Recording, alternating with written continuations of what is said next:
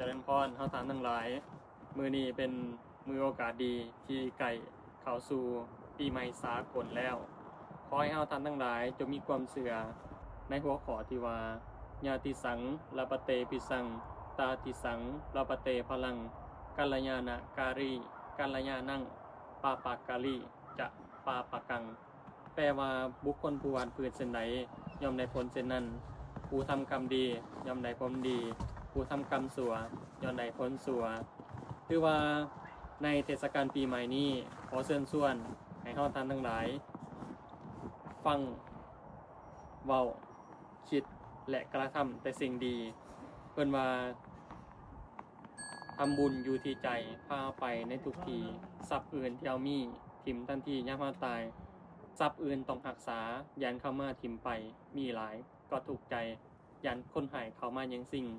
แต่บุญนั้นบ่ต้องยานหายเป็นหรือตายนั้นมีอยู่จริงบ่ต้องห่วงกันอย่างสิ่งเพราะทุกสิ่งเฮาต้องสร้างเองบุญเป็นเงาเฝ้าตามติดบุญเป็นมิตรในทุกทีคอยช่วยเหลือเอื้ออารีห่างลาคีปลอดโผยภัยบุญพิทักษ์บุญรักษาบุญนำพาพบสดใสถึงชีวิตจะดับดวงไปบุญจะส่งให้ถึงสวรรค์สุขขาวดีขอเจริญพร